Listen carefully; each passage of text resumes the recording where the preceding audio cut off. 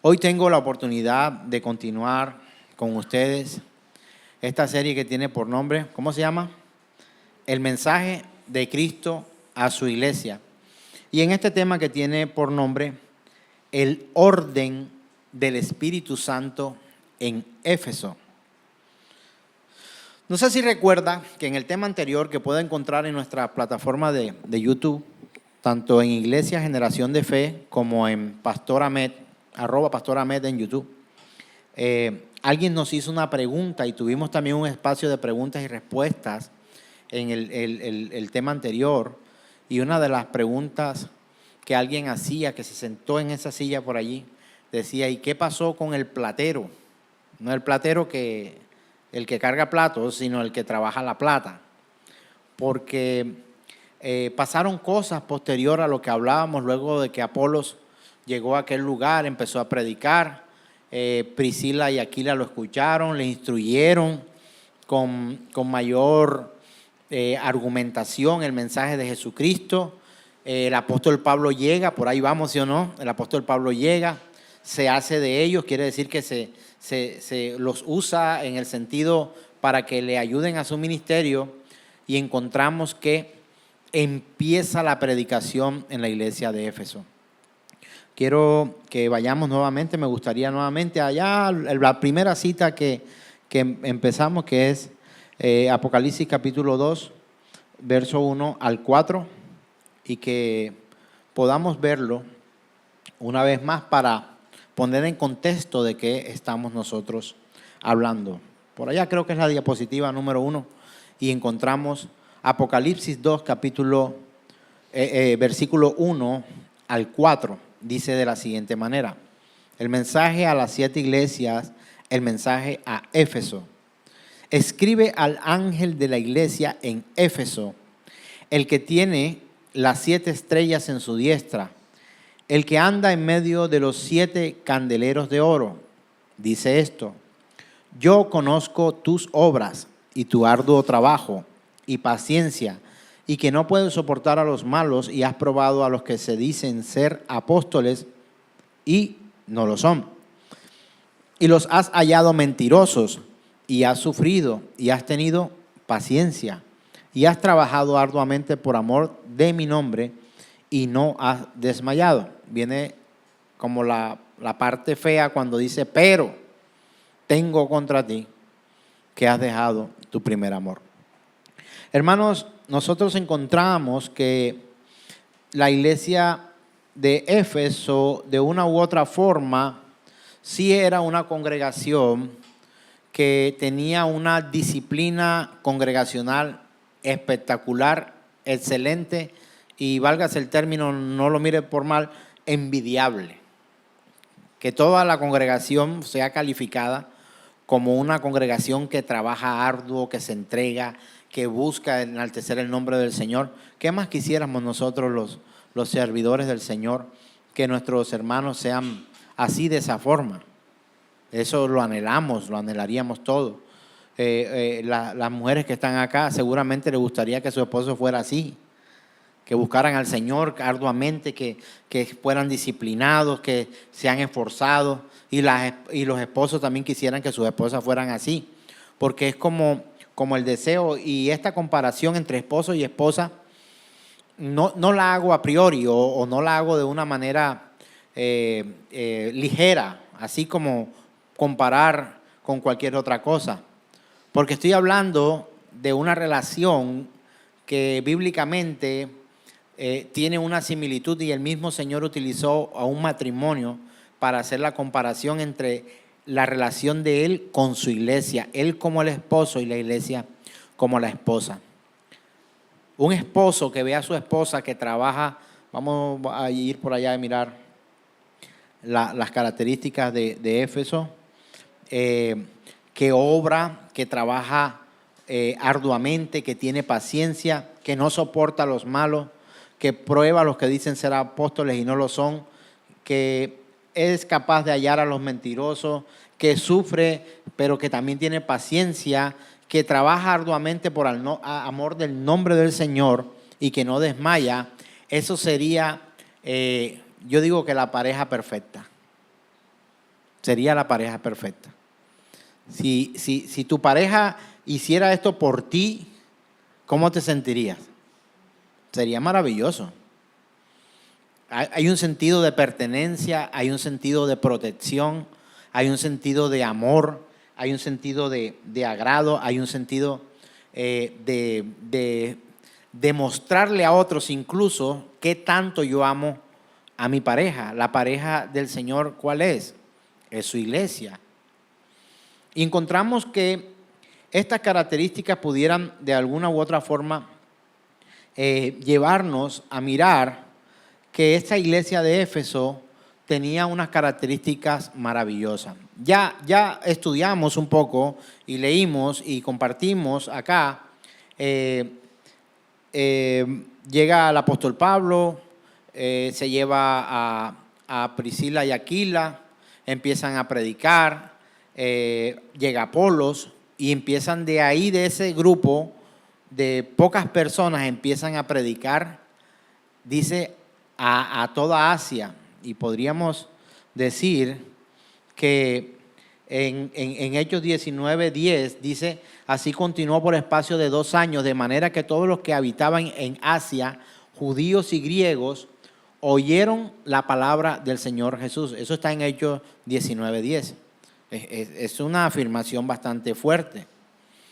Todos los que estaban o todos los que habitaban en Asia, judíos y griegos, oyeron la palabra del Señor Jesús.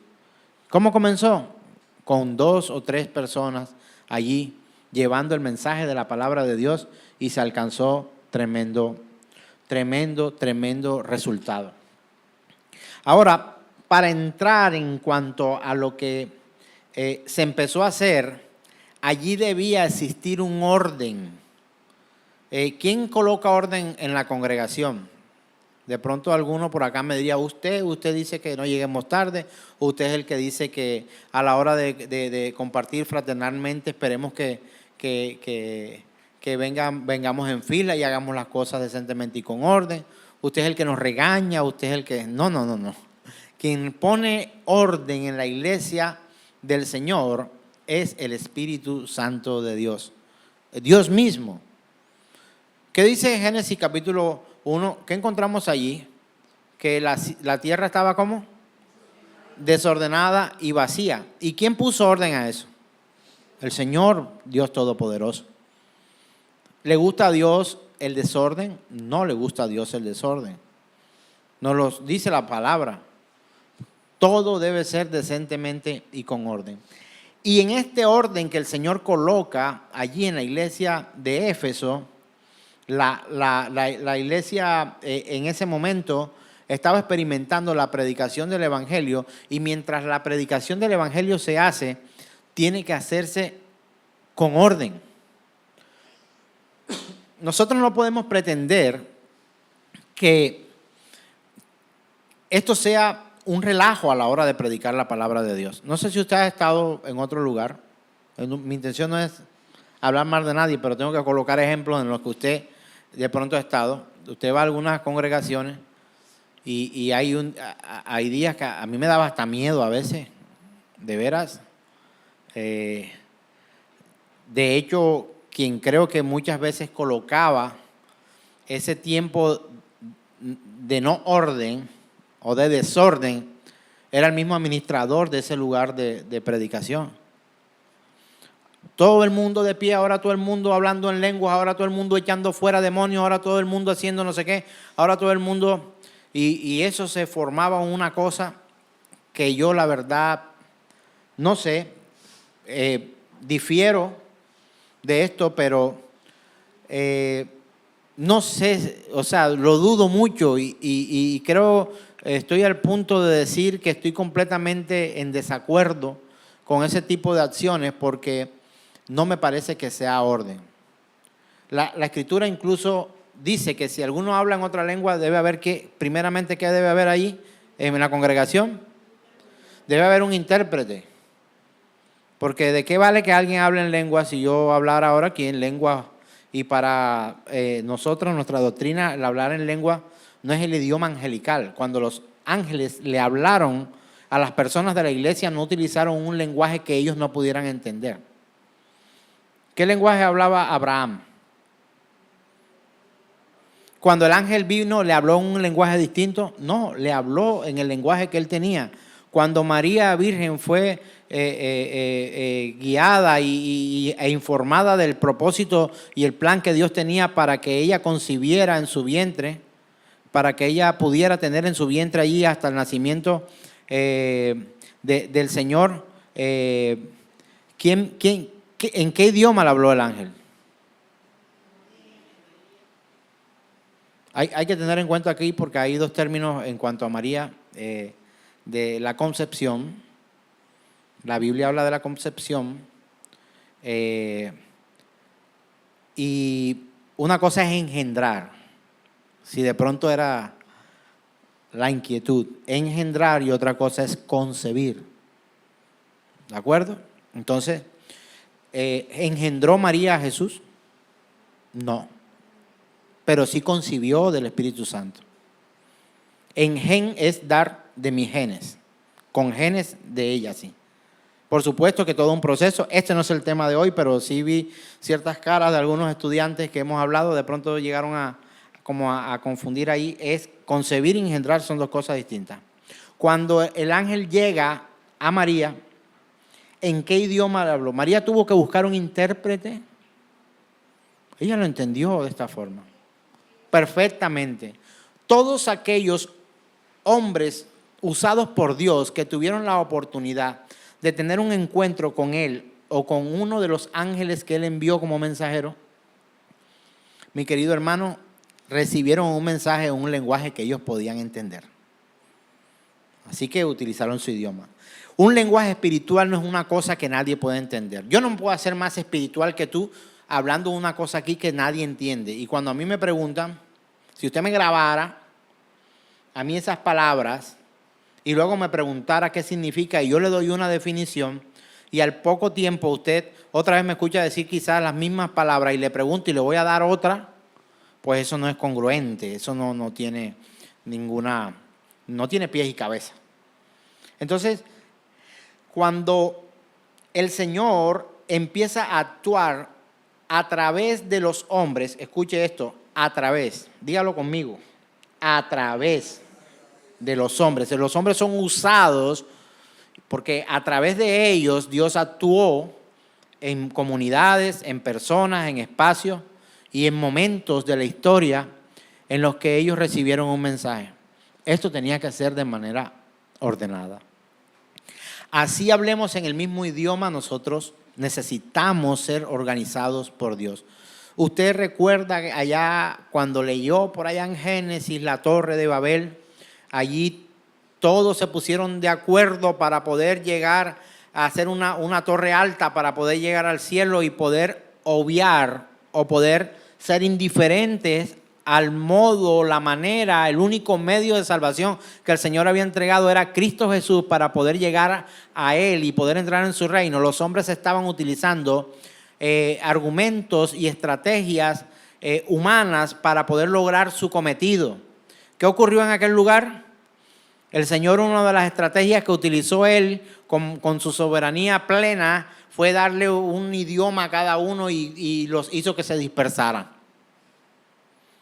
Pero ahora, en Pentecostés, por su soberanía, el Señor logra que aún ellos pudieran volver a tener multidiomas, pudieran ser políglotas algunos y poder tener la capacidad de poder anunciar su verdad aún en otros idiomas. Dice, cuando fue el día de Pentecostés, vino sobre ellos el Espíritu Santo y empezaron a hablar en otras lenguas. Ellos los escuchaban hablar en sus propias lenguas y estaban sorprendidos y preguntaban, ¿acaso estos no son de aquí de Galilea? ¿Esto qué les pasa? Esta gente está hablando en nuestro propio idioma. Cuando estudiaron ellos estos idiomas, y dice la Escritura, aún menciona las regiones de los que estaban allí que hablaban unos idiomas distintos, entre ellos medos persas, de Pontón, ¿verdad? Habían unos idiomas que no había razón para que estos que nunca habían estudiado lenguas, idiomas, pudieran hablar en su lengua. Y ellos decían, no podemos entender, esto no lo habíamos visto antes. Había un sentido, había un orden para ello. Ahora Dios había dado la capacidad a algunos hombres para que pudieran, aún en otros idiomas, llevar el mensaje de salvación a otros. En Asia hay diferentes lugares donde se hablan idiomas distintos. Y la Escritura está diciendo que de allí, de Éfeso, salieron a predicar a otras regiones y pudieron llevar ese mensaje. Pero ¿cómo lo hicieron? Ordenadamente. ¿Por quién? Por Dios mismo, por su Espíritu Santo. Cuando esto se sale de control, hermano, esto se convierte no solamente en un desorden, sino en una manera de que el nombre de Dios sea, es que el nombre del Señor es intocable, pero se pretende desvirtuar el nombre del Señor. ¿Me hago entender? No, es que ellos, así se logra desvirtuar el nombre del Señor. No, el nombre del Señor es sobre todo nombre. No sé si me hago entender lo que trato de decir. Cuando trato de decir que aquellos hicieron cosas, y de hecho nosotros a veces hacemos cosas que pueden llegar a desvirtuar el nombre de Dios, no es porque tengamos la capacidad de reducir la calidad de Dios que es. No. Se pretende la imagen del Señor. Y como nosotros somos un destellito del reflejo por allá de lo que fuera Dios, sencillamente terminamos nosotros muchas veces haciendo cosas que pretenden desvirtuar el nombre de Dios. ¿Y por qué digo pretenden? Porque en algún tiempo la mala enseñanza de algunos maestros que tuve llegaron a desvirtuar en mi corazón, en mi psiquis, en mi mente, a desvirtuar lo que Dios pudiera llegar a hacer. ¿Por qué? Porque ¿quién puede hablar de Dios cuando no lo conoce? Si no es capaz de estudiar las Escrituras. Y cuando hablamos de que estudiemos las Escrituras, escudriñemos la palabra, estudiemos los capítulos, leamos la palabra, busquemos, compartamos, entonces sale uno más por allí con una de las locuras más repetidas y más falsas que tiene la iglesia contemporánea hoy, es decir, la letra mata, mas el espíritu vivifica. Tratando de ¿qué? De desvirtuar el hecho de que nosotros tenemos que ir a la Escritura y estudiar. Hermano, la Biblia no fue escrita, ojo lo que voy a decir, fue escrita para su iglesia, pero cuando fue escrita y entregada, no te la escribieron ni te la entregaron a ti. Ni siquiera está en tu idioma, en nuestro idioma aquí en Colombia. En castellano no está la Biblia. Luego tuvo que sufrir un tiempo y hermanos sufrir para que pudiera estar la Biblia en lo que usted y yo pudiéramos hoy comprender y leer y compartir con denuedo y con un poco más de pedagogía para transmitir el mensaje.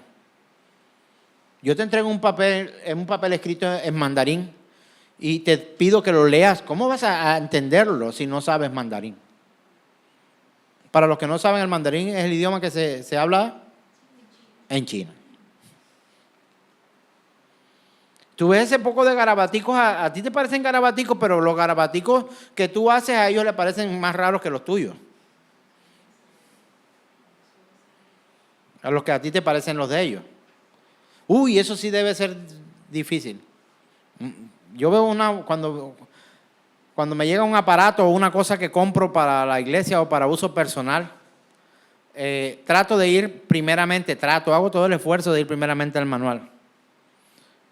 Y veo que la caja dice manual incluido, voy a aprender. Y cuando lo voy a abrir, ¡ruas! Mandarín. Casi todo viene ahora de China. Y cuando lo abrimos en inglés, de pronto tratamos, yo más o menos hablo inglés y empieza uno a leer y hunde el botón que dice no hundir. Precisamente lo dañas. No vaya a hacer esto, lo único que se le dice, puede hundir todos los botones menos este. No, aquí dice, mira, hundir este botón. Me toca llamar a Santi. Santi, por favor, ven, ayúdame, colabórame. Traductor. Y nosotros, hermanos, necesitamos comprender que para poder entender esta palabra se necesita de la ayuda de la iglesia. Y Dios se ha hecho, o se ha sido, o ha tomado para sí maestros para la explicación, para el mejor entender de la escritura que usted y yo estamos leyendo. Cierto que hemos leído muchas veces un pasaje y de pronto lo hemos tomado acá y lo hemos mirado de una manera mucho más amplia, con una visión panorámica de lo que es, viendo el contexto del capítulo anterior, el capítulo posterior, todo el libro que estamos viendo y quién lo escribió y para quién y cuál era el propósito, y podemos llegar a entender otras cosas. Cierto que sí hemos aprendido muchas cosas más, aparte de lo que se entendió allí por primera vez, pero la respuesta que escuchamos de algunos es: la letra mata, pero el espíritu vivifica. Pareciera que fuera, que hubiera permiso de poder decir locuras, porque una cosa eres tú estudiando la escritura y otra cosa soy yo recibiendo todo por experiencias espirituales. Ahora, ¿tienen los hermanos verdaderos experiencias espirituales, sí o no? Sí. Sí tienen. Claridad del entendimiento, interpretación, el mismo don de poder predicar la palabra es algo que usted no le ha pasado que usted le entiende a un predicador más que a otro. No le ha pasado, dice, es que yo a veces escucho hablar a este tipo, pero yo no le puedo entender lo que él dice. Pero viene el hermano Jan y predica esto y se entiende clarito, dijo lo mismo, pero no sé por qué yo lo entendí. Yo lo entiendo. Es un don, como el creer, el predicar es un don que también Dios da. Pero saber que es un don que Dios da para predicar, una cosa es predicar para muchos siendo un maestro o un instructor, y otra cosa es tú predicarle a los tuyos. Puedes predicarle a los tuyos sin ser un maestro. Y de hecho es tu obligación como creyente. No es que yo no puedo predicarle a mi hijo, a mi hija, a mi padre, a mi hermano, a mi vecino, porque yo todavía no he terminado el curso en generación de fe, de homilética, ni el curso de apologética, ni el curso de divinidades y el curso de teología. No. Con lo que usted sabe, usted puede predicarle a otros. ¿Qué dice Pablo? Yo no vine con palabras raras, yo vine aquí a decirle a ustedes, a predicar una sola cosa, a Cristo y a este crucificado. ¿Sabe usted qué fue lo que pasó? Eso es lo que tienes que predicar. No te compliques. Hay un orden. Para eso tenemos, hermano, en este momento contamos con 3 escuelas en generación de fe. La escuela de los miércoles a las 7 de la noche. La escuela de los sábados virtual con nuestro profe Memo desde España. Y la escuela dominical que hacemos aquí a las 9 de la mañana, que es la hora que comienza nuestra reunión dominical. Y aparte de eso, la exposición de la escritura como ahora estamos haciendo y compartiendo. Hermanos, son cosas distintas. Son cosas distintas, pero todas llevan a que seamos edificados, no solamente en sabiduría, inteligencia y conocimiento de la palabra, sino también en fraternidad. Esto es una estrategia pedagógica que el mismo Señor tomó con sus discípulos. No solo era Biblia, es verdad. Había momentos donde reían, se iban a bañar al río o al mar, pescaban, comían, cocinaban, hacían ciertas cosas, iban por agua, visitaban a sus padres, a sus familiares, pero siempre en el temor del Señor, con orden. Si nosotros leemos ahora, vamos por favor a la palabra, Hechos 19, 11 al 12,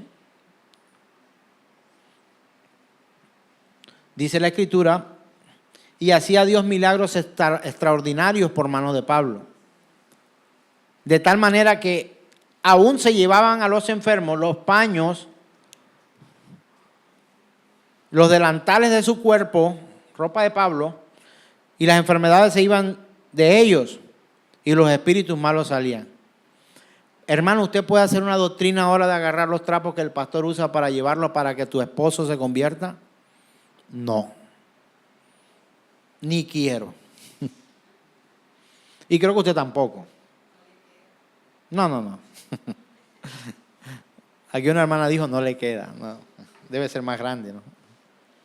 Hermanos míos, el hecho de que ocurriera con Pablo no significa que tiene que ocurrir contigo.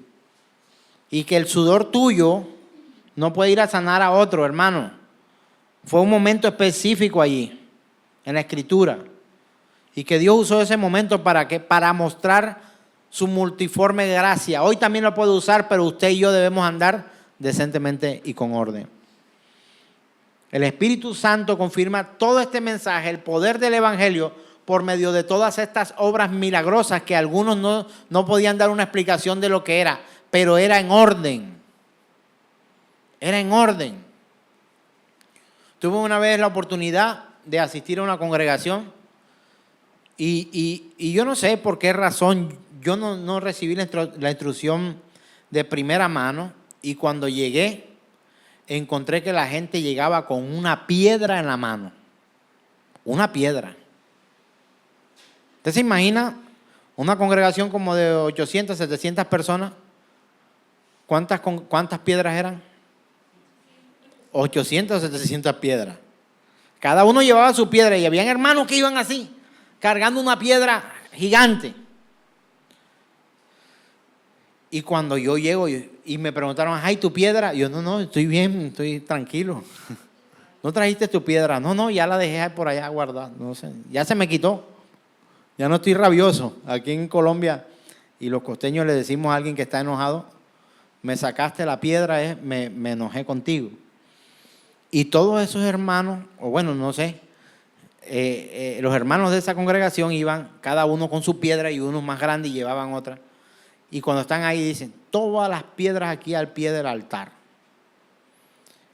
Hermano, ahí sí había piedra. Piedra en pila, oye, pila. Hicieron una pila de piedra. Para tomar esas piedras luego echarle aceite, porque por allá con Jacob, él cogió la piedra y la puso allí, y la piedra, reunió unas piedras y le echó aceite, ungió las piedras, y esas piedras luego después tenías que llevártela porque eso iba a ser bendición para tu vida. Yo quedé como que, ¿cómo así? En esta ciudad, hermano, donde estamos, Dios nos mandó a que trajéramos piedra. No que era un acto profético. No sé hasta dónde llegue la realidad de este tipo de cosas, pero alrededor del culto del Señor quieren hacer un montón de cosas que no tienen nada que ver con la instrucción que Dios ha dado para la iglesia. Allá salió cada uno con su piedra. Había a veces recolectas de aceite de oliva en pilas, muchas, y esto échaselo en la frente, a ti en la cama, eso lo tiras así, lo hacemos así, no sé cuándo. Y vas orando la casa y lo vas juntando. Hermanos, terminábamos como chamanes haciendo cosas raras. Mi hermano querido, cuando Dios quiere llevarse a alguien y quiere quitarle la vida, se lo lleva porque se lo lleva, así tú le eches lo que tú quieras. Cuando quiere Dios que alguien no muera, le puede dar lo que tú quieras. Hace poco vi el video de alguien que le hacía falta este pedazo de aquí hacia atrás. O sea, tenía un hueco así, por donde pasó una bala de escopeta.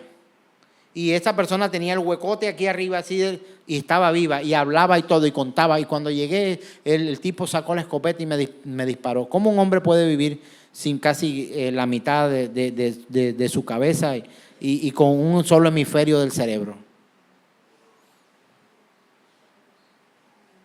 ¿Será que le echaron mucho aceite o le tiraron mucha piedra? Pues creo que no. Pero cuando Dios no quiere que alguien viva, puede estar en la mejor salud del mundo, comer de la mejor manera, se lo lleva porque se lo lleva. Cuando Dios quiere matar a alguien, lo mata. Y cuando alguien quiere dar vida a alguien, le da vida. En su maravillosa, excelsa y sabia sabiduría y omnipotencia, Dios lo va a hacer. Dios lo va a hacer. Entonces se hace todo un ritualismo alrededor del culto y se le añaden cosas al culto del Señor, a la reunión que tenemos, donde esas cosas ni siquiera están escritas para que se dé. Hay cosas que de pronto hasta nos parecían muy bellas. Y voy a decir algo que sé que va a ser polémico, pero ¿quién dijo que el culto al Señor llevaba danza? Muéstreme usted que la instrucción para la iglesia es que antes de empezar a predicar tiene que haber una danza al frente. Pastor, pero se ve bonito, no sea tan trágico. Sí se ve bonito, como una muestra de arte, de expresión, de que yo hago esto para el Señor. Está bien, muy bien. Ya no voy a entrar en que porque alguien puede pintar y yo soy músico y toco, pero pregunto, ¿la música hacía parte del rito o del culto? ¿Usted qué dice?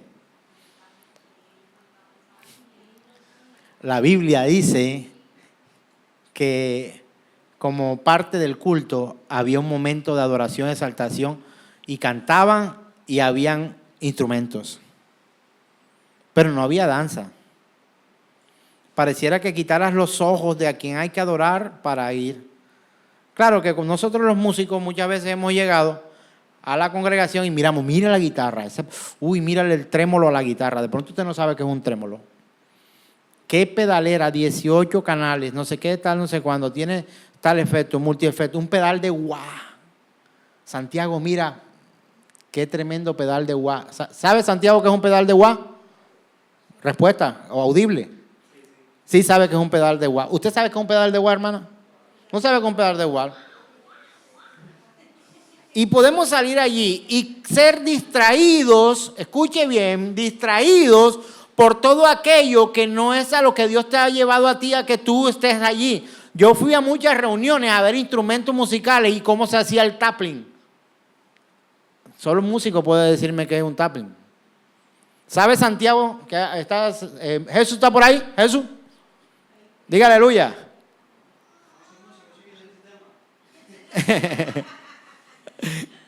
No lo entendí. Exacto. Pero ¿sabe lo que es un tapping? ¿Sabe o no sabe? ¿No sabe? ¿Santiago sabe qué es un tapping? Explícanos, Santiago, ¿qué es un tapping? Tapping es tomar la cuerda de la guitarra. Tomar la cuerda de la guitarra. Darle con los dedos.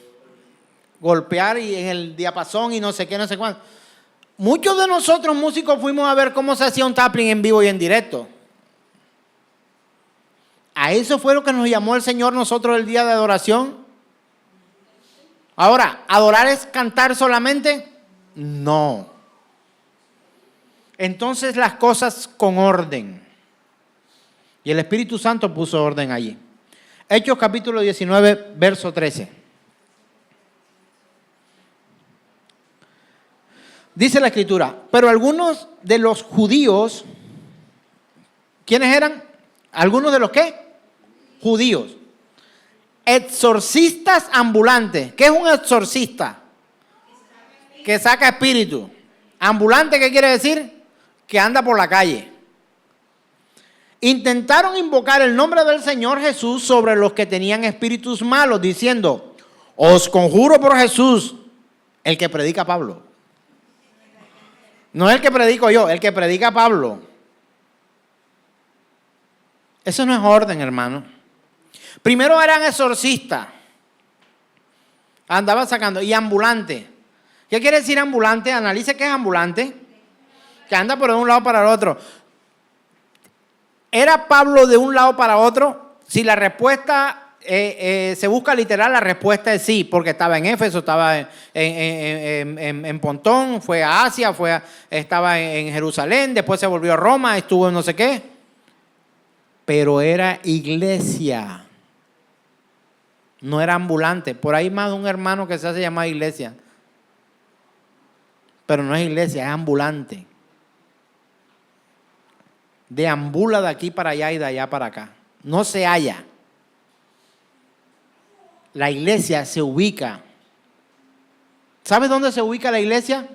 Quisiera escuchar una respuesta a la 1, a la 2, a la 3. La iglesia se ubica en Cristo. Y la iglesia se ubica a través de su palabra. No deambula para allá y para acá. No es ambulante.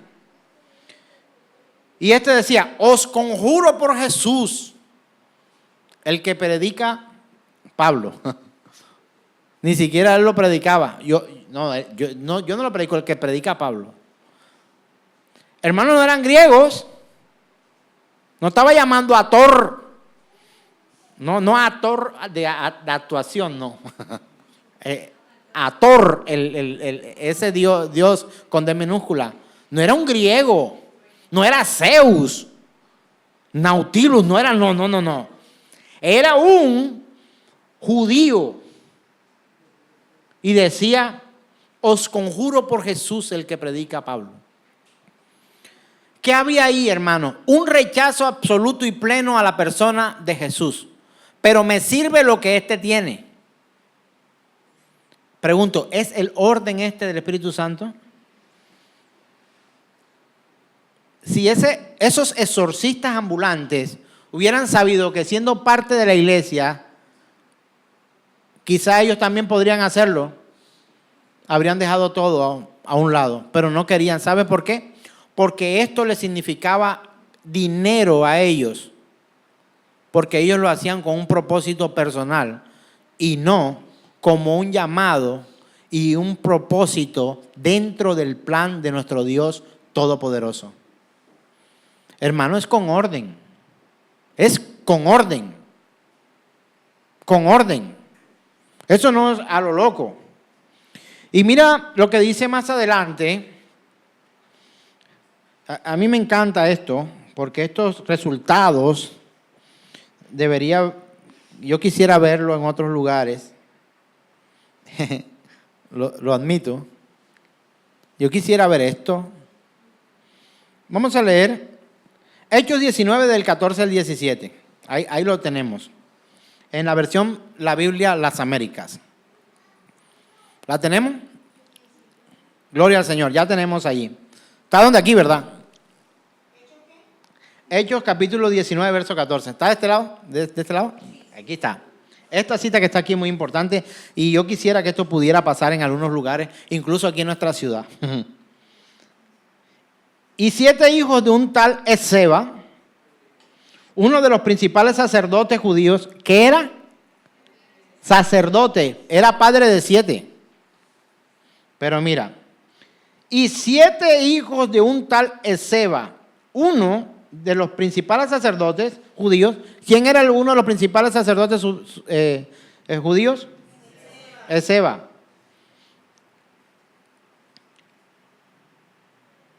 Eran los que hacían esto. Eran judíos, hermano. Pero el espíritu malo respondió y le dijo, a Jesús conozco y sé quién es Pablo, pero vosotros quién sois. Vamos a dejarla por un momento allí y vamos a volver acá un poco para hacer una reflexión en cuanto a esto. Hermano, se menosprecia un par de cosas acerca de los demonios. Voy a decir unas cuantas solamente.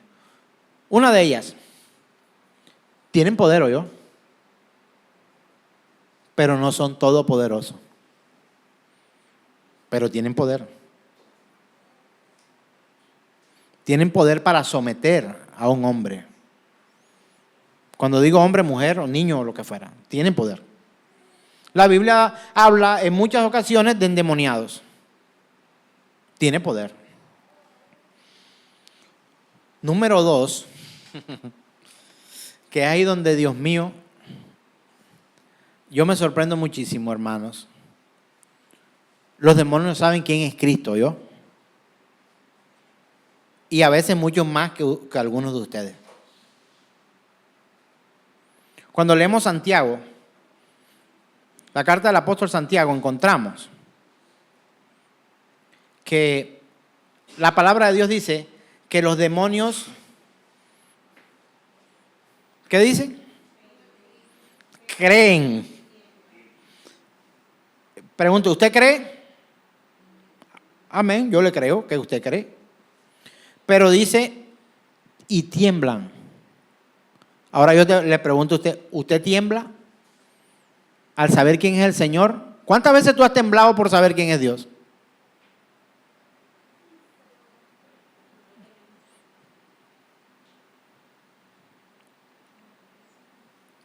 Los demonios no solo creen, saben quién es el Señor, saben su capacidad, saben que Él es el único que tiene el poder real para tomarlos a ellos junticos con papá y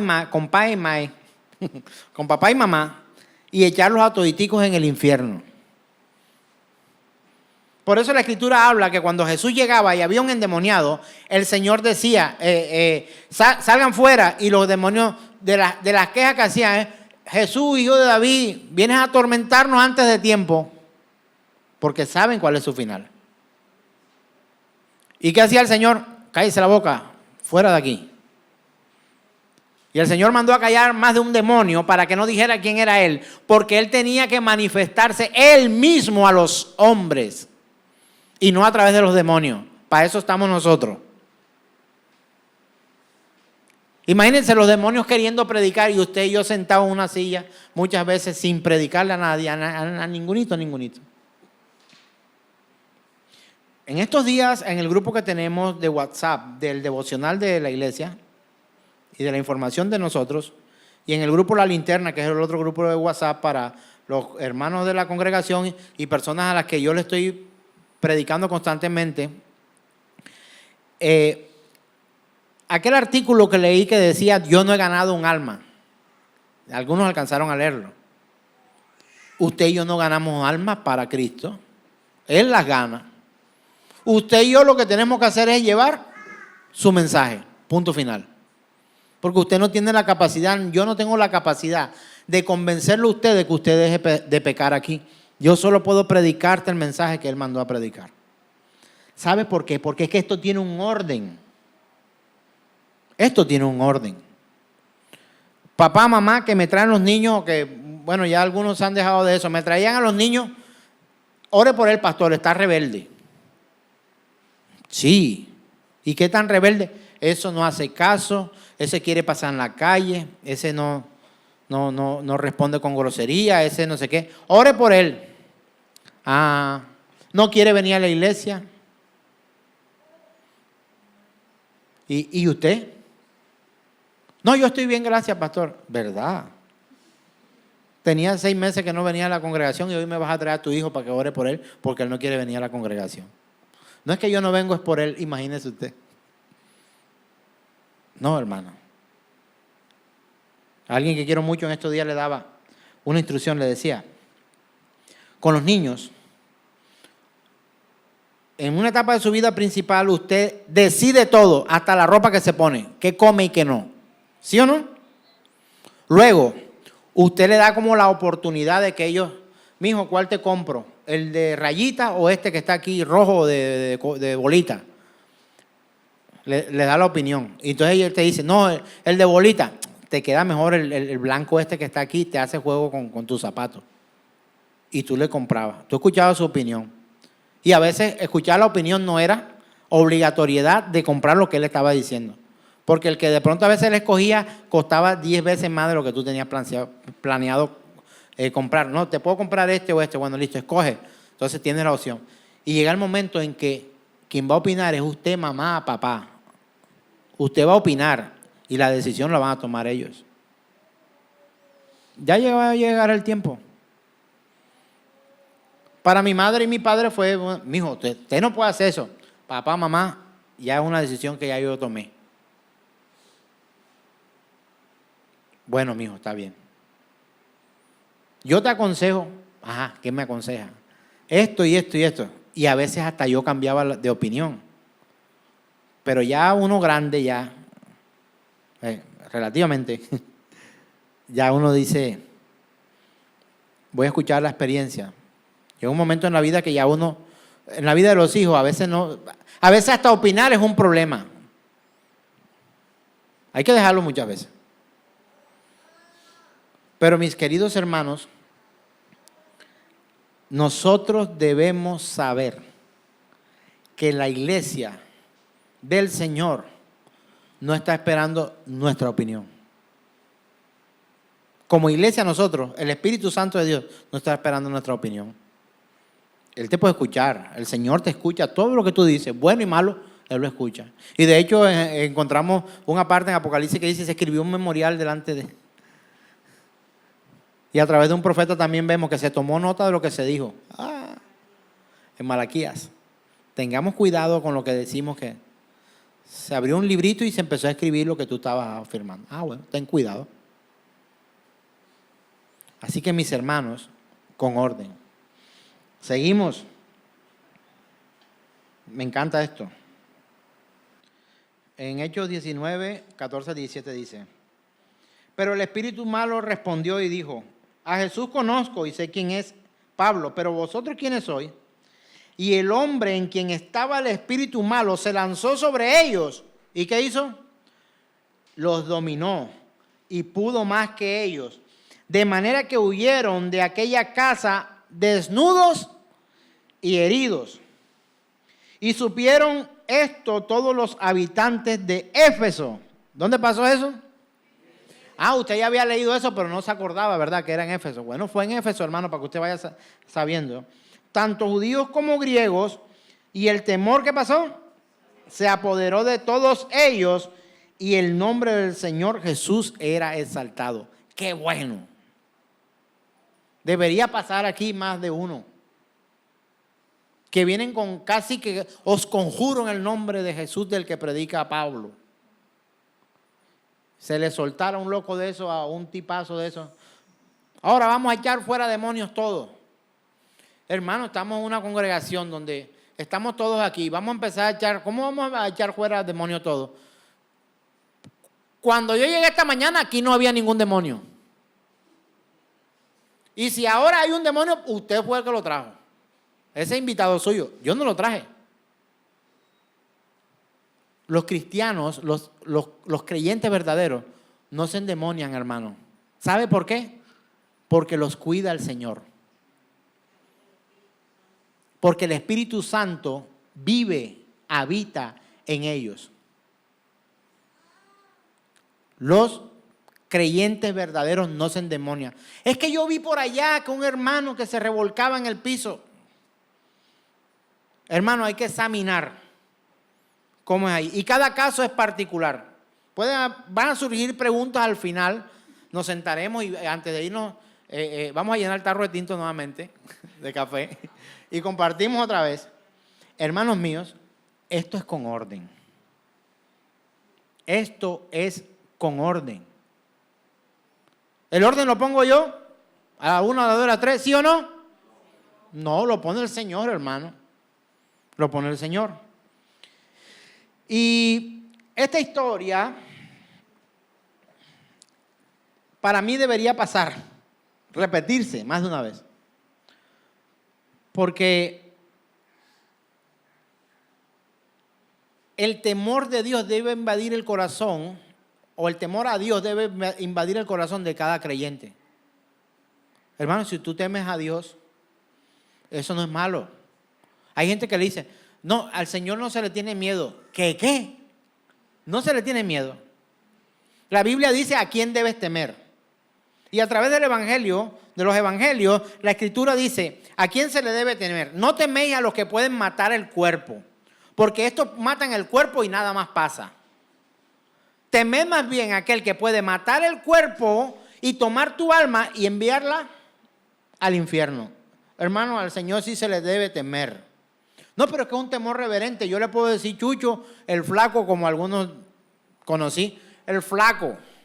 ¿Y por qué le dice el flaco? No, porque tú no ves que está flaco ahí en la cruz.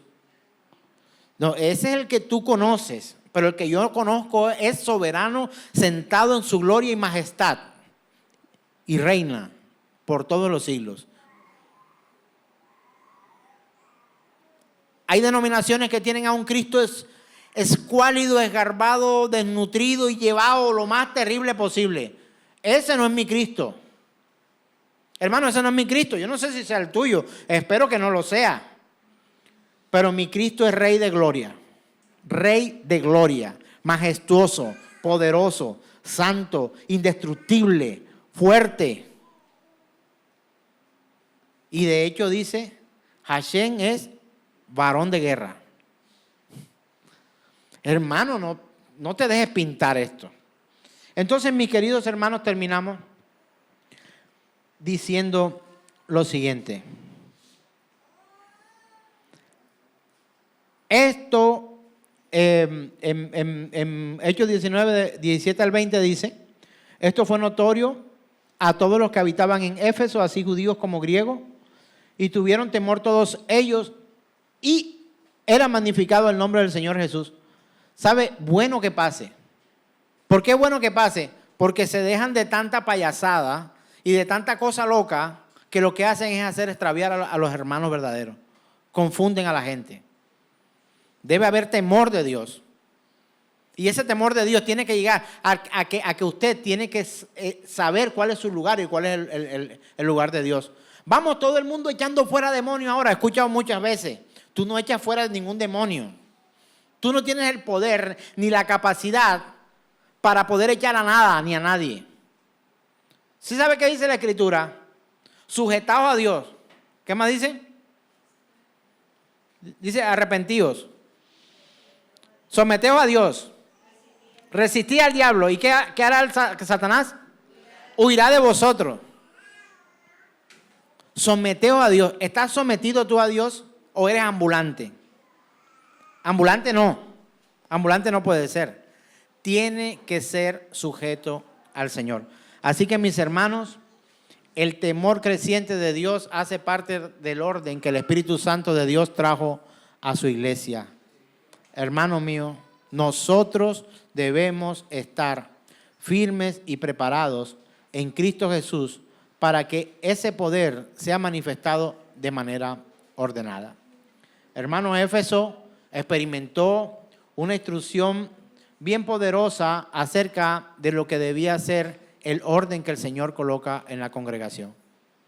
Yo puedo decirlo claramente, cuando yo oro por una persona, tenga lo que tenga, una enfermedad, yo inmediatamente le hago la aclaración a los hermanos que yo no tengo ningún poder, soy tan pecador como usted y tan necesitado de su gracia como usted, y soy tu hermano en Cristo, pero yo no tengo poder para sacar de ti ni de tus hijos demonios, ni hacer una cosa rara, así como si no.